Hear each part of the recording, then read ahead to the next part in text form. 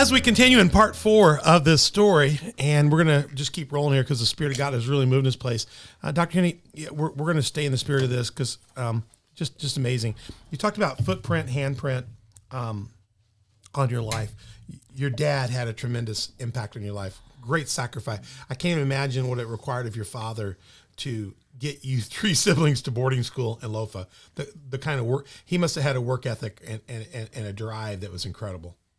I've never thought about that, but I just what it would take for him to do that, and even to have his children so far away. For us, it was like, man, our children went away, but you went away for boarding school, high school. That's a sacrifice, and then to get you there is a sacrifice.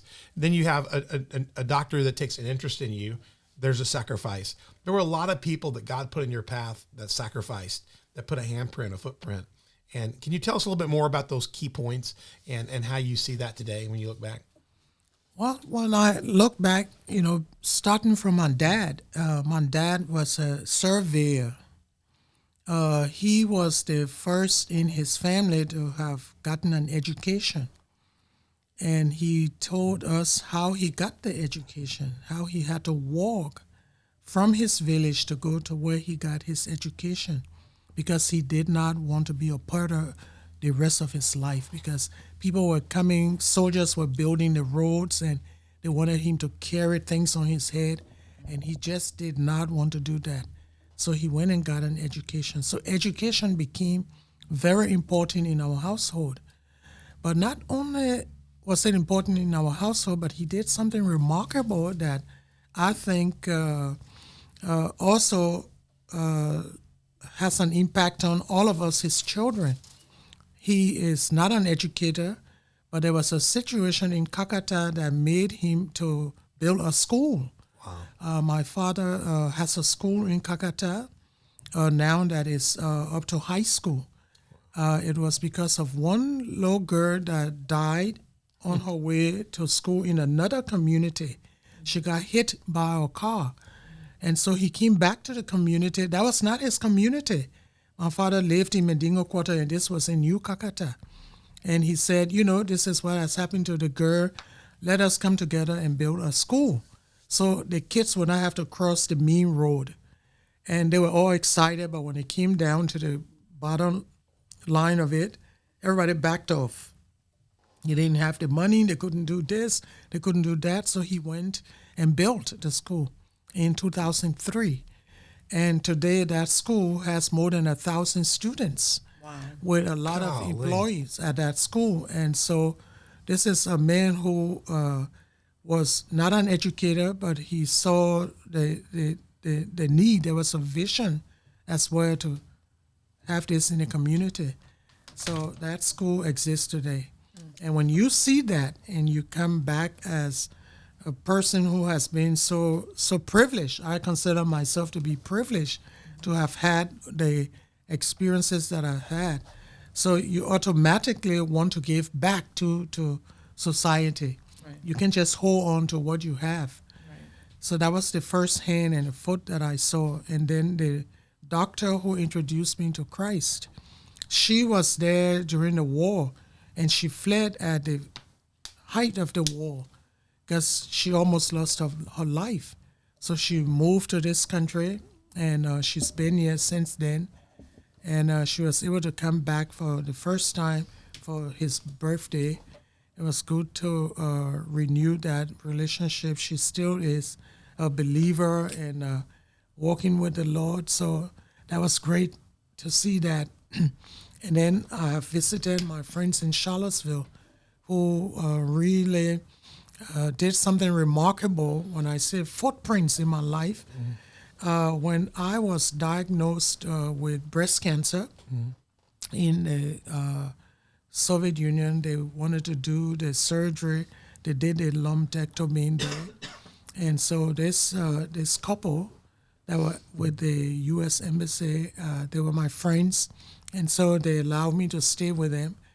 And I did not want them to come along with me to the hospital because in those days in the Soviet Union, it was almost next to impossible for a Soviet to see you, a foreigner, being educated, African, hanging out with Americans. So automatically it made you like a spy, that you're taking information from there and giving it to them. But actually they were not spies, they were just doing a job. And so when he heard that I was sick, they told me to come to Moscow to their house, and they were going to take me to the hospital. I did not want any association. I did not want him to be with me. Nothing. I just like, he said, I'm going to take you to the hospital. I said, no, just drop me off at the train station. I'll make my way. He said, no, I will go. And the thing that really struck me was, after I resisted, he said, no, I'm going to go with you. No, Chris, I'm going to go with you. And so we got in the car and we drove to the hospital. When we got there, I said, you know what? Please go. Just leave me. I'll go in. He said, no, I'm going to go in with you. So he got out of the car and he said to me, Chris, I will go with you until I'm told I cannot go any further. And I thought, wow. What a commitment. What a commitment. Mm-hmm. And so he walked me into the hospital. They examined me and told me everything. And then later on, the results came back. They said, well, we have to have surgery. And he said, no, I'd like for us to take her home. That was on Friday. I'd like for us to take her home, let her be there over the weekend, because this is a major decision that she has to make. Let her think about it, and we'll see. So right after we left, he said, I will take you to the U.S. Embassy doctor. And so he took me to the doctor there, and they examined me, and they said, this was. And they prepared for me to leave the country and go to Sweden. So that's how this family got me out of there into Sweden. Wow. And that again was only God's hands that God's hands. Actually could have done something like that. Well, how do you get from Sweden? What's your journey from Sweden back home? Well, back to Calcutta? Then Sweden, then I came, not directly, I went back to where my life, where you think I never should have gone back, because actually I got kicked out of Russia in 1987. I was deported, physically deported out of the Soviet Union. And so then I ended up in several different hot spots, I call them. And then I ended up in Sweden. And while in Sweden, another family, the Methodist minister that brought me to Georgia, they also knew my activities there with the underground, because they helped me with Bibles. I was also bringing in Bibles, and they were responsible for that. So then they brought me over, and I went to Emory to do my public health. So you got an MPH as well? Yes. Mm-hmm. Wow, Masters in Public Health. Public Health. So you and I are both Emory graduates. Yeah. I graduated with my Master's of Divinity from Emory. Yeah. And so I got a fellow Emory. So you went from Sweden to Emory University. Yes. Coca-Cola University. Yeah. Was it Coca-Cola? It was. Yeah. It was. Yeah. Well, my wife's a Pepsi drinker. We got there and she asked one of our orientation. She said, "Is there a Pepsi machine?" Everybody in the whole class just stopped. No Pepsi. Bishop Kid, no Pepsi here. On a Coke. You couldn't buy a Pepsi anywhere around Candler or Emory. So you went to Emory, got your Master's in Public Health. Yes. And so right when I was finishing up, then the Board of Global Ministries for the United Methodist Church. The United Methodist Church, they were looking for somebody to go back to Russia, because they had presence there in and you're the person, huh? 1917. And that was when they had their presence there. Imagine. In 1917. That was wow. When, from Finland, that's when they had those people. Here you are, you speak Russian now, you know everything. You get recruited. Wow, that's incredible. I was recruited to go back. And did you go? And you went? I went. You're a brave woman. I was so excited to go back. I love her. So excited. And then they refused. They refused to give me a visa. But then while in D.C. that Sunday, waiting to come back on Monday to New York to tell them, well, they have just turned me down. I would not be able to go. There was a coup in Russia. And so when the coup took place, I told people it took God to cause a coup in Russia to get me back there. And so I went and I was working there for the board. I worked for 10 years with them. In the process, my diploma was given to me because I was deported out of the country because I did not accept to do the exam that they wanted me to do in atheism. And so that's how I got kicked out of the country. Wow. And so and they were able to give me back my diploma and give me 2 years to go to Moscow, where it was only for the elites of that time that could go there. Foreigners were not allowed. So the coup changed everything for you there. The coup changed everything. Yeah. And so I was able to be there and worked for another 10 years for them. Wow. And after I left from Moscow, I went to Armenia and worked for 1 year for them with UMCOR, which United Methodist Commission on Commission on Relief. For those of you who understand, why is Pastor Troy know all that? I was a United Methodist pastor for 20 years, highly involved in the church, and so these are all very familiar. So, did you, when you were traveling for UMCOR and for General Board, did you come home some to the United States? Did you travel into? No. You were just stationed in those stations. No. When I started with the Board of Global Ministry, I had to come every 3 years Back home. back to the U.S. And you have to do the tour around. I had to do the tour and share everything you know. Everything. So that's why you know the extensive of United States. You've traveled a lot to do that. I've been to all the little towns, the little bitty churches, and if they were like 5-star mission giving churches. Yes. Yeah. And the Methodist Church churches give to global missions. They can give advanced special giving in that. And what's very good about that in those days, we had missionaries around the world. So she would have come home. I was a pastor for 20 years in the Methodist Church. I could have called and said, hey, I'd be interested in a missionary coming and talking to our church so that our women's group or this group or that group would be excited about what they give next year. And so you have extensive experience, not just in the field, but coming back and being a witness to others and inspiring others. Yeah, it's a whole different world there. Yeah, a whole different world. So that's how I got to know so many people around. And then after I left Armenia, I was sent to Tajikistan, and it was a USAID project. USAID. Yep. Yeah, so I did that, and then I went over to Kazakhstan. And Kazakhstan was where the Russians did the nuclear testing for almost 50 years ago. And so it was a closed area. There was nothing, no foreigner, nothing could go in, nothing could come out. And when the collapse took place, the Board of Global Ministries decided they wanted to make their presence there again. So they sent you in. They sent me. So I was there for 10 years. I can see now God's handprint on you, because he's God sending you all around the world here, but at the same time he's building relationships and networks to support what would become a great ministry today. Yeah. So that's where now I'm leading.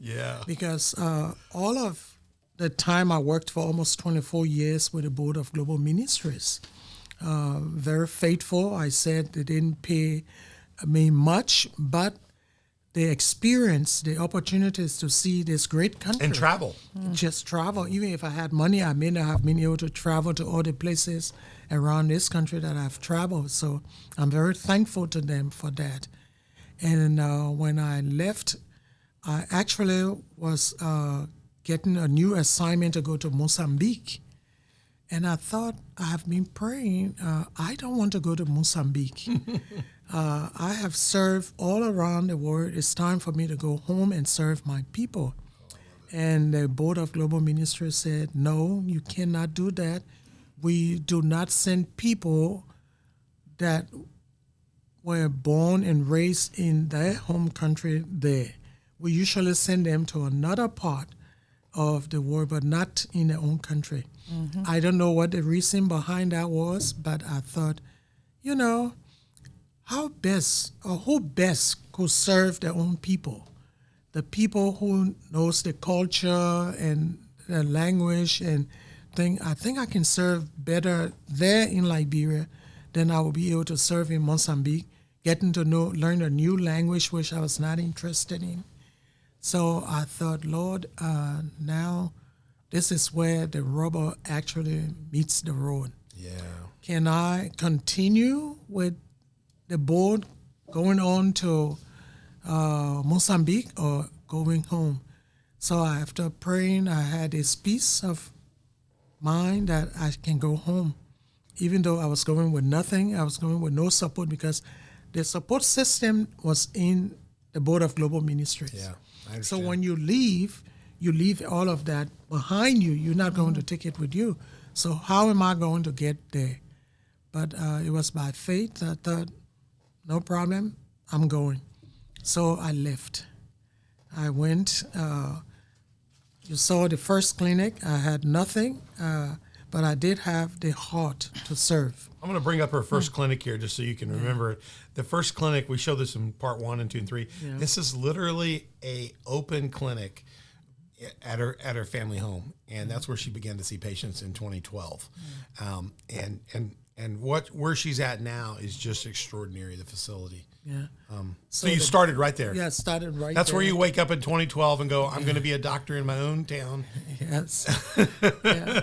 And you've come from Russia, the United States. You've been in top clinics and top hospitals. You've got a chance to tour and be at places. And this is going to be, this is where ground zero starts for you back in your country. Yeah. The reality of what you hoped as a little girl that you could change for other little girls is really here starting today. Yeah. Yeah. Go ahead. So then people that I've worked with over the years, people that had come to visit me in Russia because we had teams coming in Russia, in Kazakhstan, I put up with, and we worked together. So when they heard I was in Liberia, they thought, even though we're still with the Board of Global Ministries, but we're coming to work with you. So that's how they came back, and they have been working, making their donations, their contributions, and it's just been fantastic how God prepared the way. The way. You know, where there seemed to have been no way. And where you were being faithful, where you were being available to the church and serving, God was also putting you in places to plant seeds that would be a part of the Healthy Women, Healthy Liberia vision many years later. Yes. So just being faithful and used by God, you gave freely, and in the meantime, God was preparing a harvest back for you and the vision of your ministry. Yeah, so that's where we are today. I think one of the things that's interesting, I was looking at one of the pictures here that I was trying to think about our clinic here. If you take a look at this one, she's giving us a gift there in the top. That room in her clinic is, I think it's the largest room in the facility. It's actually the chapel. The largest room. She built this incredible clinic. It's an incredible facility, beautiful Waterfield Primary Healthcare Clinic. And the largest facility is the place where she gathers with her people to worship. And so you cannot, most hospitals today, most clinics, frankly, today they've gotten rid of their chapels. They've turned them into something else.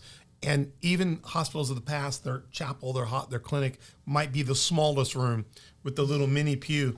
But what's interesting in your facility, the place where you gather for your team to worship, and they have regular worship as a staff, is there. So it's very clear to me that you, on the backside of this, you give great thanks to God. You've seen God's hand and feet in this. And I think, honestly, your work is just really still only just beginning. Because I think you're now at the point now where you're able to realize that vision of beginning to put people in communities that can be there for those other little girls, those other little boys right now today. Yeah. It's incredible. So we do a lot of other things to take care of the people in the community. We had sewing school where young girls and guys could come and learn how to sew. We lost that property. It was right on the road when the government was rebuilding. When they were moving the road? Yeah, moving the road. It kind of broke it down. So, but we still have plans on using the little space that's left to start the sewing school again for them, because it was making a huge impact in the lives of those ladies who otherwise would not have had anything. And for Christmas and July 26th, we also reach out to the communities from the clinic. We bring all the kids together in the playground. We provide things for them. clothing, slippers, books, whatever we have to help with that. And then for Christmas, we have a meal. So last Christmas, we fed more than 1,000 kids. This year, we're planning on serving more than that. That's amazing. In a bigger area. So everything about us there is about ministry. Absolutely. And community. It's about ministry, community relationship. Yeah. Because without that, I don't think we'll be able to dream about the changes that we'd like to see in the country. Yeah, absolutely, absolutely. Well, let me say this: if you're out there, I put a slide up on the screen called "Healthy Women, Healthy Liberia." You can go to healthywomenliberia.org. That's their website. You can go to their Facebook page at Healthy Women Liberia as well. You can get connected if you've heard something. Sewing machine dream. There's going to be equipment that's needed. If you would like to be involved, they feed the children in July for the Liberian birthday declaration. What was that? July what? Independence. And what's the day for that? July 26th. July 26th. Ours is the 4th. Theirs is the 26th. They feed the children there and at Christmas. If you'd want to be a part of that, reach out to them through their network. Find out how you could participate in something like that, how you could inspire, how you could provide a scholarship or something for a community health nurse worker going out. There's a lot of ways in which you can help it. Just connect with them. If you can't reach them, reach through us. We'll get you some direct connections. I want to come back in. You've done a beautiful job of telling your story here. And so as we wrap up this last part here of talking about your story here and close up, I want to just encourage people to realize if you're a little girl, little boy today, I'll wrap with this and then we'll move into 5. But if you're a little boy, little girl today, what would be the top things that have guided you in your journey to maintain you? You know, what are the things that kept you on the path? What are the moorings? We talk about journeying out into the water. What are the things that have kept your ship stable?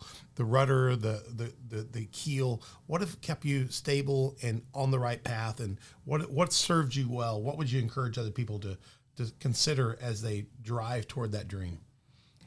Well, for me, I honestly think it had to do with relationship with Christ.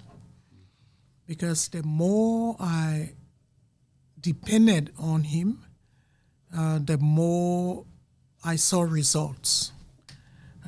When I started searching scriptures every morning, praying, I think it gave me the discipline that I needed, number one. It also gave me the perspective that was different. Because when you look around where I've lived, we may not think, that's a big deal, but it is. You get involved in so many things like corruption, not only in Africa, but even in Russia, even in Kazakhstan. You come across those things. So what guides your heart against those things? Again, it comes back to what you just read this morning.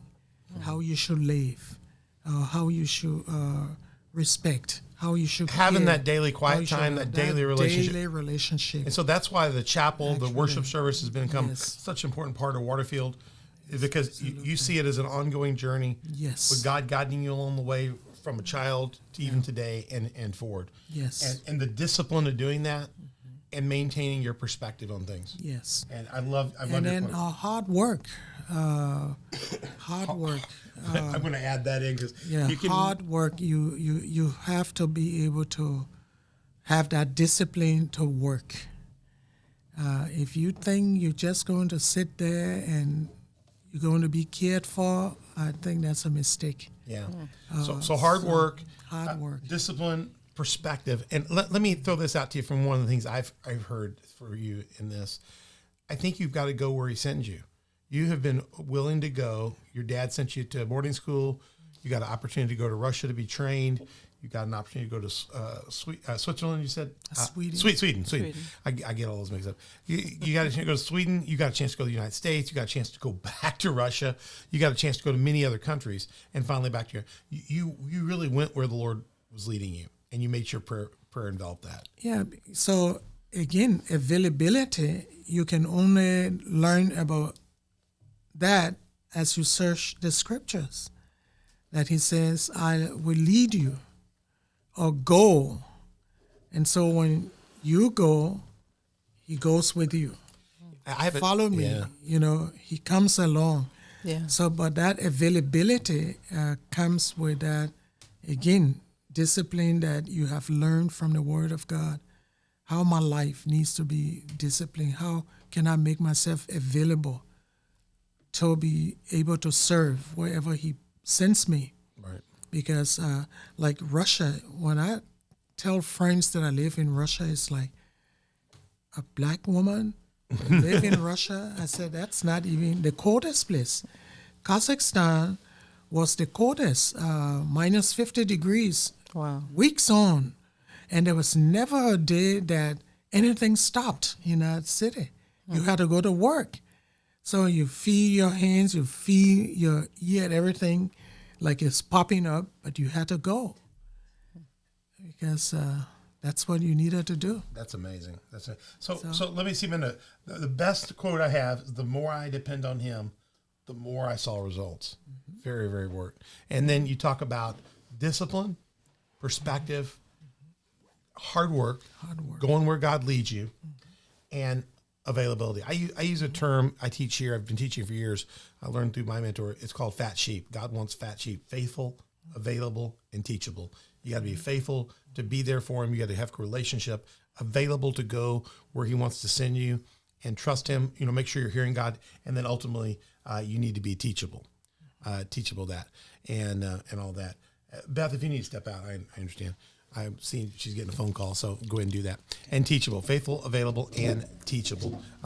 That sounds like very similar to what you're saying here in the principles here. So just a wonderful, wonderful perspective. What I want to do is I want to wrap up here in this section. Am I close to where I could wrap up this piece here?